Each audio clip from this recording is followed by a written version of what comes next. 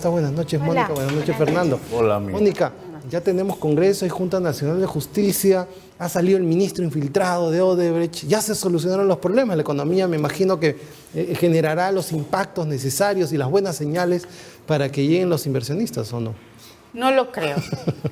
Aún no, porque el problema del Poder Ejecutivo está visto que no era el Congreso, sino el mismo Poder Ejecutivo, su composición. Tenemos, por ejemplo, que el procurador Ramírez ha sido separado del grupo Lavajato, pero continúa formando parte del equipo de procuradores del Ministerio de Justicia. Ahora, hay un tema que está pasando desapercibido, y es que de acuerdo a lo manifestado por el saliente ministro Liu, él recibió a la delegación de Odebrecht por una llamada que hizo la ministra de Justicia, Ana Teresa Revilla. Y tanto Ana Teresa Revilla como el ministro Liu fueron designados por el actual presidente del Consejo de Ministros, Vicente Ceballos. Entonces, la sombra de Odebrecht sigue sobre los ministros del actual gobierno, del Poder Ejecutivo. Yo creo que seguirá todavía dentro del Poder Ejecutivo mientras Martín Vizcarra no tome decisiones fuertes, como destituir al presidente del Consejo de Ministros por no haberlo asesorado bien en la designación de los ministros. Correcto. Fernando, ¿piensas lo mismo? ¿Crees que Ceballos es el apañador de este acuerdo medio raro? Yo no puedo haberlo dicho mejor que Mónica, pero creo que el presidente de la República en ningún momento va a tomar una decisión. Es como cortarse un pie. Evidentemente hay un núcleo moqueguano que está muy duro. A mí el ángulo que más me interesaba resaltar era, mientras tú dices, mientras aparentemente todo está acomodado, nada está acomodado. La derecha empresarial, no solo los golpes sobre los grupos políticos, etcétera, que es un tema que ya pasó en respecto a la reconformación del Congreso, sino los empresarios grandes. Recuerden, nadie tampoco recuerda que el presidente ha dicho claramente, tía María no va.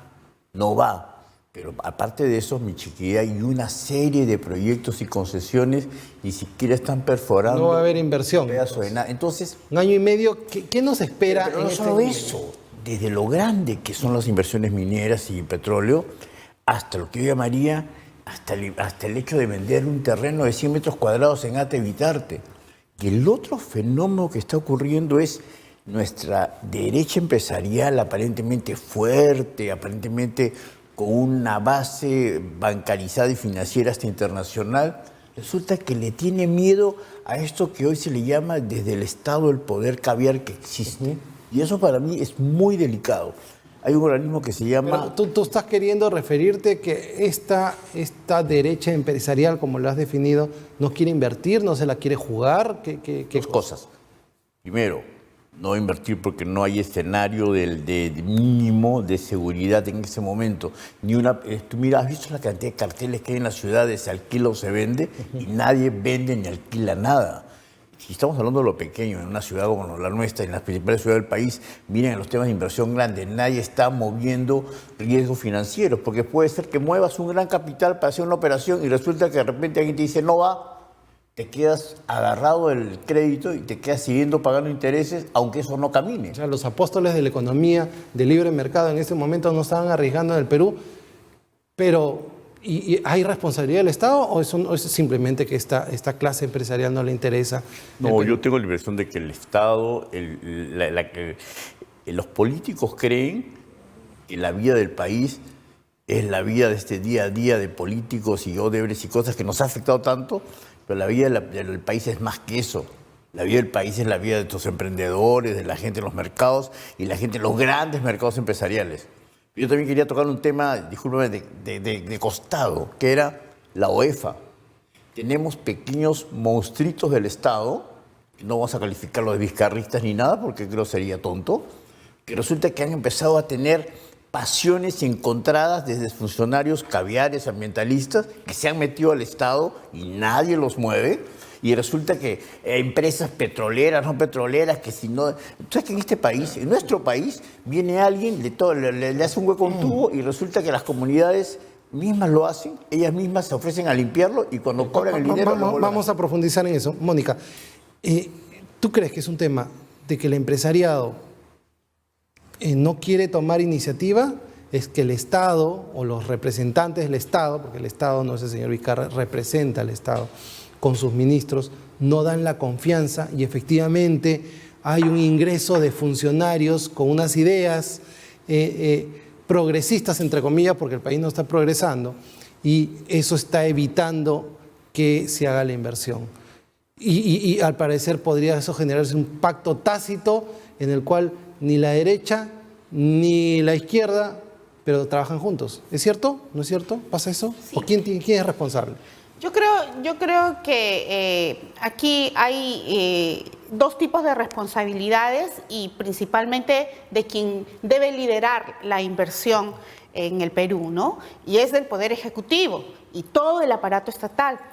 Un tipo de responsabilidad tiene que ver con la falta de capacitación de los trabajadores, pero también con la falta de sentido común de nuestros más altos funcionarios, los del poder, los ministros, ¿no? ¿Cómo es posible, por ejemplo, que en la ley de contrataciones del Estado se permita contratar directamente sin proceso de selección el alquiler de inmuebles, cuando mucho más urgente que eso y mucho más necesario es construir hospitales y colegios? ¿Por qué la ley de contrataciones del Estado, en lugar de decir que se puede contratar directamente y sin proceso de selección el alquiler de inmuebles, por qué no saca esa norma? Estás hablando de que no hay reglas claras en el Perú para invertir. Yo creo que lo que falta es sentido común de nuestro Consejo de Ministros y del Presidente de la República. Y por otro lado, aparte de la falta de sentido común, la corrupción ha hecho demasiado daño, ha mermado la seguridad jurídica. Imagínate que desde el 2001 hasta el 2019, 70 empresas extranjeras se inscribieron en el Registro Nacional de Proveedores del Perú, del OCE. 70 empresas extranjeras. De esas 70 empresas extranjeras, hoy, en el 2020, solamente quedan 17. Dios. Y casi todas son las que están vinculadas al Club de la Construcción.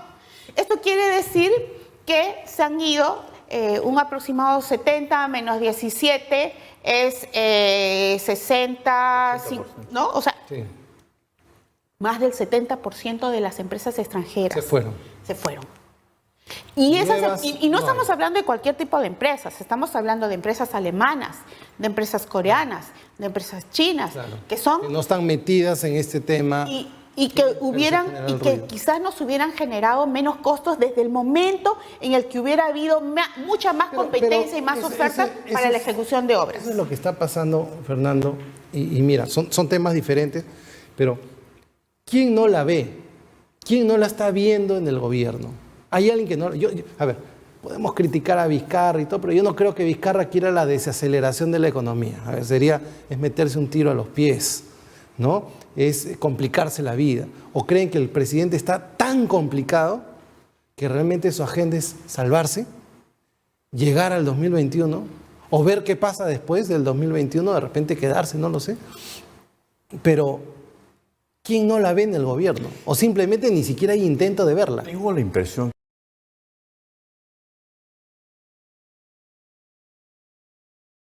que el señor presidente Vizcarra tiene una agenda que no es nuestra agenda nacional. Así que parece un juego de palabras. Nuestra agenda nacional debería ser el tema del crecimiento, el tema de la inversión y el mínimo tema de educación, salud y justicia. Tú sabes que mi ángulo es justicia. Sí.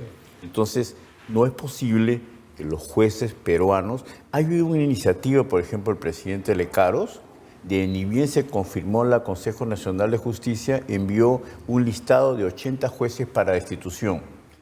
Resulta que estos jueces van a tener que pasar por un proceso medio largo de 6 a 8 meses y no sabemos qué va a ocurrir. Y sabemos que hay grupos de mafias de jueces que todavía no han sido tocados.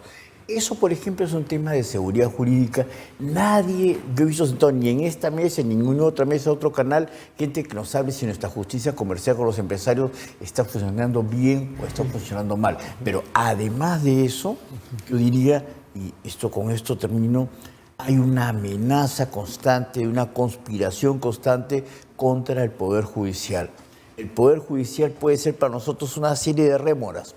Tú sabes, soy el principal crítico, pero creo que se mantiene institucionalmente más independiente que lo que está hoy el Ministerio Público. Hoy el Ministerio Público se reúnen Pablo Sánchez, la fiscal Zoraida Ábalos y el señor, y esta especie de fiscal supremo ad hoc, que es el señor Domingo Pérez. Los tres muchas veces toman decisiones políticas internas y no tengo ningún problema en decirlo, es mi opinión. Ellos tres toman decisiones que a veces afectan a mucha gente y hoy deberíamos alzar la voz para mantener la institucionalidad del Poder Judicial, que mejoren sus cosas, que hagan conocer lo bueno que hacen y las cosas que tienen de corrupción grave las neutralicen ya, porque si no, el escenario de inseguridad se hace muy, pero muy grave. Te toca lo de OEFA, ¿por qué? Porque OEFA es una institución moderna de supervisión del tema, en el tema ambiental en el Perú, y sin embargo hay empresas como las que menciona Mónica, que resultan que les echan responsabilidades, no voy a tener detalles, de cosas que no han hecho, pero la OEFA en un día te pone una multa y al día siguiente te cobra los 4 millones de soles de multa sin quistar, y el sistema jurídico para defenderte no funciona. Entonces, me quedo con el tema de la agenda, ¿no? ¿Cuál es la agenda del presidente? ¿Cuál es la agenda del gobierno, Mónica? Yo creo que lamentablemente no tenemos una agenda. No hay una agenda clara. La única agenda evidente y expresa de nuestro presidente fue la de cerrar el Congreso. Ahora, ¿con quién se va a pelear? El presidente aparentemente tendría ya una mayoría conversada. Claro. ¿Cuál va a ser la excusa? ¿Con quién se va a pelear? Ya no está Alan García. Fuerza Popular está prácticamente aniquilado. No tiene una oposición fuerte. La oposición el día de hoy es el FREPAP, ¿no? La oposición el día de hoy es Antauro, que no tiene una línea política. Y ahí de repente ustedes que conocen el país me pueden aproximar algunas ideas, pero a ver, no nos quedemos en el hecho de vamos a criticar al presidente.